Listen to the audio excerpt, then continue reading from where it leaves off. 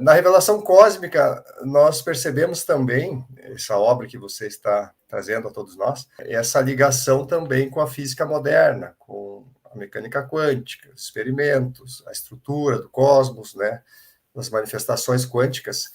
E esse título que a gente escolheu hoje para a live, né, Quem Somos Nós, também é título de um filme aí que foi lançado por alguns cientistas já há mais de 10 anos. E ali, um dos fatores, sem dar spoiler, vamos dizer assim, mas um dos fatores que é apresentado nesse filme Quem Somos Nós é a questão do universo praticamente ser composto de múltiplas realidades. Essa criação, talvez, aqui dentro da nossa própria criação, existem múltiplas realidades, e a física quântica seria a física das possibilidades, em que o ser humano, ou aquele ser consciente, pode escolher o caminho do bem, o caminho do mal, o caminho do meio, seja lá o que for. Mas a pergunta que vai além deste filme, do Quem Somos Nós, é se nós, seres humanos, nessa busca de quem somos nós, estamos realmente vivendo em múltiplas realidades, ou a nossa consciência humana, ela tem a capacidade somente de viver essa experiência encarnada aqui, uma coisa de cada vez, ou, vamos brincar assim, existe um Jean vivendo no mundo paralelo, numa outra faixa de realidade, ou eu tenho que focar realmente como ser humano? Não, eu sou um espírito e uma personalidade que estou vivenciando uma realidade, e é aqui que eu tenho que colocar o meu foco, e não ficar buscando outras possibilidades e desfocar o meu trabalho, a minha energia. Justamente essa pergunta no intuito de saber assim, quem somos nós? Nós somos seres únicos, individualizados, ou somos seres múltiplos quando a gente está nesta experiência humana? De fato, esse filme é mais um documentário, né? Quem somos nós? Em inglês é What the Bleep Do We Know? Significa, afinal de contas, o que é que diabos a gente sabe? Ele é um filme marcante, ele é um marco histórico e paradigmático, vamos assim dizer, porque ele introduziu na época, de uma forma muito maravilhosa, penso eu, as questões básicas da percepção quântica e, de fato, vários cientistas, notadamente Jeffrey Satinover e Amit Goswami, dentre outros, nesse filme, falam exatamente dessa perspectiva multifuncional da existência. E isso é um tema complicado. Em tese, tecnicamente, o espírito que anima cada ser humano anima só a um ser humano. Porém, existe algo que nós humanos não sabemos quase nada a respeito disso, que a física quântica e outros historiadores e mesmo ficcionistas modernos chamam de looping mental ou loop mental. Tem, inclusive, séries televisivas muito interessantes sobre isso. O que é um loop mental? Quando você diz, amanhã às 4 horas da tarde eu vou ligar para fulano e conversar com ele um assunto. Eu acabei de dizer isso em todas as células do meu corpo. Lá dentro de cada célula é produzida uma molécula, RNA mensageiro, que vai encriptografar essa mensagem que eu acabei de dizer aqui para mim, e isso acontece a cada microinstante, é automático. E desse processo aí, que eu não vou explicar, o tempo não permite, surge algo que eu, nos meus estudos, tomando emprestado da ciência, eu chamo de cópia eferente. Ou seja, é uma molécula que fica guardada na minha célula, com a mensagem de que amanhã, às 4 da tarde, eu vou ligar para fulano para conversar tal assunto. E essas cópias ficam boiando na minha célula, registram no meu DNA, e amanhã, às 4 da tarde, elas ficam esperando a finalização. Olhem bem. Se eu ligar para fulano, ou se eu me lembrar, eu vou ligar, não, vou ligar hoje não, vou deixar, pouco importa. Na hora em que eu vá fazer aquilo que eu disse a mim mesmo que eu iria, aí surgem cópias aferentes do que eu fiz, e se o que eu fiz finalizar aquilo que nas cópias aferentes eu disse que ia fazer, esse assunto se encerra, minhas células limpam-se em relação a essa informação e assunto resolvido. Mas, como eu sou esquecido, eu posso só pensar isso aqui, mas eu posso pegar uma folha e escrever amanhã, vou ligar.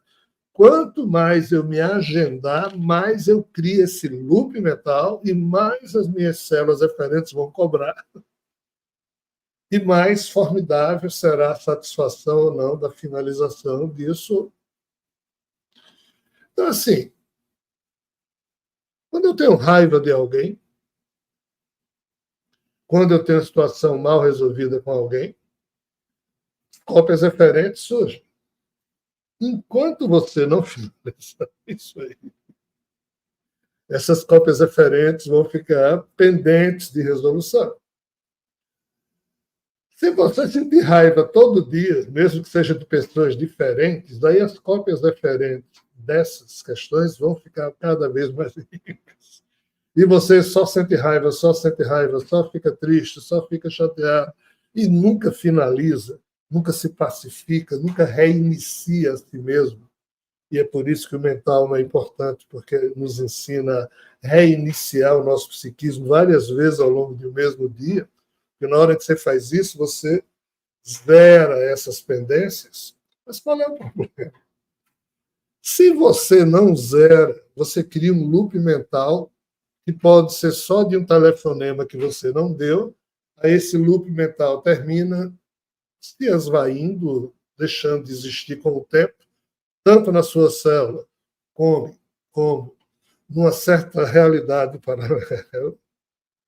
Mas, se for algo mais sério do que uma simples ligação, se for mortes, ódios, traições, isso cria realidade paralela nesse nível mental, em que você e os outros atores do seu psiquismo ou do psicodrama que você viveu vão estar lá todos presentes. E essa história só se acaba, olhem bem, quando todos os atores, conscientes ou inconscientes daquilo que está havendo naquele loop mental ou naquela bolha, finalizarem ou pacificarem o problema. Guerra de Troia, que aconteceu há cerca de 3.200 anos atrás. Até hoje, mesmo você tendo vivido já umas 20 vezes de lá para cá, se o seu espírito participou da Guerra de Troia, como ainda tem uma porrada de loops mentais de figuras que se mataram, que brigaram, blá, blá, blá, e não se perdoaram até hoje, e é assim, ó, você está ali na confusão, às vezes você é um protagonista da confusão, mas às vezes você é só alguém que está ali assistindo e pegou uma espada e deu para alguém, mas pouco importa. Se alguém que se ferrou com o gesto dessa espada ou de alguém que a usou olhou e viu você, você vai, entre aspas, a sua cópia mental, ou seja, loop mental, é uma faixa de realidade transitória, paralela, que ocorre simultaneamente na nossa vida e que cópias mentais de cada um de nós ali residem, com graus de consciências distintos, e o espírito que nos anima, e só anima esse corpo, mas ele tem que cuidar das cópias mentais dessa forma perispiritual, dessa vida, presentes nessas histórias inacabadas, sejam as dessas vidas como as do para trás. Aí a pergunta é, isso acaba algum dia do jeito que a coisa é feita aqui na Terra? Porque assim, eu, Rogério, O espírito que me anima tem consciência e me permite ter, em parte ou total, não sei, das pendências que, não eu, Rogério, que ele, o espírito que me anima, teve no passado. Como o jogo é meio aberto, então, assim, a gente cuida dessas cópias mentais, e é por isso que eu sei que elas existem, né? Porque preste atenção. Isso você pode fazer com esse corpo acordado. Se você não sabe fazer com ele acordado, e quase ninguém sabe, quando esse corpo dorme, aí é que a limpeza dessa herança pretérita tem lugar. Preste atenção à seguinte frase que eu vou dizer. O que é o sonho? O sonho é algo em que você sonha, porque é você que sonha, está na sua cabeça, é seu sonho, ou seja, você produz o sonho. E qual é o segundo aspecto? Você está lá dentro do sonho como protagonista, você se sente sendo esse eu, existindo numa situação que ela é real, até que aquilo se fecha e parece que aquilo nem aconteceu e você perde as memórias. Mas enquanto você está lá vivendo, você está convivendo com pessoas, algumas que você conhece, outras não. O enredo é sempre meio demente, é meio... porque exatamente nem todos os personagens que ali estão possuem a racionalidade no padrão em que possuem agora nessa condição. Então, quando esse corpo dorme, parte dos sonhos que nós temos é o espírito da gente usando esse eu e o seu ectoplasma para penetrar nessas bolhas e tentar resolver a sua cota de participação em cada uma dessas questões. Todo sonho é isso? Não. Isso aqui é um tipo de sonho. Outro tipo de sonho tem a ver quando o seu espírito usa esse eu para, entre aspas, você se fazer presente em paragens ou ambientes espirituais, convivendo com espíritos desencarnados. É outra história. Aqui você não está convivendo com espíritos encarnados, não, são cópias mentais. E por que isso nunca foi dito antes? Porque exatamente não tem como. Esse assunto requer uma compreensão do contexto eferente, aferente, exaferente, algo quântico é meio complexo. A mediunidade humana ainda não chegou no padrão, nesse grau de sofisticação, em que os espíritos possam abertamente usar esse tipo de informação e transmitir via mediunidade. Então, é um assunto complexo, mas que a física quântica e alguns buscadores modernos já estão se referindo a isso. Se eu pudesse só brincar, encerrando a minha participação aqui nesse bate-papo, nessa live, eu diria a vocês o seguinte: nos sutras de Patanjali, de uma forma velada, esse tipo de assunto foi falado. Então, assim, isso já é do conhecimento antigo. E eu já li outros livros da antiguidade, principalmente da cultura tibetana budista, em que fala um pouco disso aqui também. Só que nós, ocidentais, somos um zero à esquerda para compreender essas coisas, porque a gente não tem educação, não tem nem vocábulo para falar dessas questões. A física quântica e alguns avanços na neurociências permitem, então, que agora a gente possa, nem que seja de maneira superficial, falar disso. E é isso que eu acabei de fazer. Então, tomem o que eu aqui falei apenas como uma resposta à pergunta feita pelo nosso irmão Giancarlo, mas, como eu disse, nenhuma resposta que eu dei aqui deve ser tida ou tomada como sendo certeza, verdade, algo que se possa carimbar como resposta definitiva para as coisas, de maneira alguma. Isso aqui são apenas sementes para a gente refletir, a revelação cósmica, e quem dela se servir e quem com ela se afinar, será sempre um movimento de escrutínio, de perquirição, de questionamento. Aqui é muito mais importante se aprender a fazer perguntas do que se fornecer respostas. E quando, porventura, surgirem respostas, elas não podem ser tidas como verdade. Só como semente para nossa reflexão.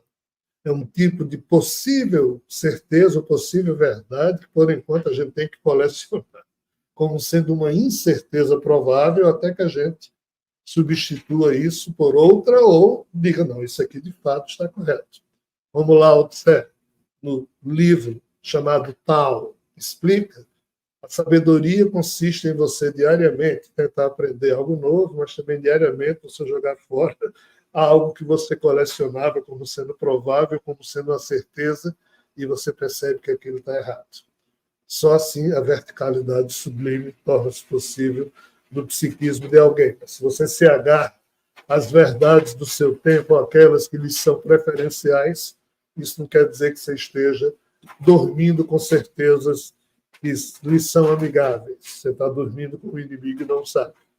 Principalmente cópias mentais não resolvidas. Então, aqui, eu encerro minha participação. Queria agradecer novamente a generosidade do convite do Giancarlo, pedir desculpas, porque quando eu falo, eu penso que estou falando para adultos, então eu termino me permitindo falar sem grandes prudências no uso das palavras, mas eu termino ferindo a suscetibilidade, a sensibilidade de alguém, pelo que me desculpe, mas não é essa nunca a intenção.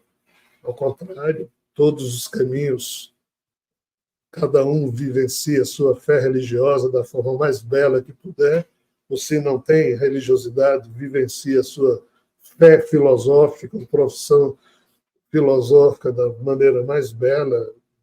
Penso que o como a gente vive é o que nos dignifica. O que a gente pensa que é, o que os outros pensam que a gente são, isso aí é meio problemático. Então, desculpa se ferir a sua sensibilidade, mas a intenção é a melhor possível.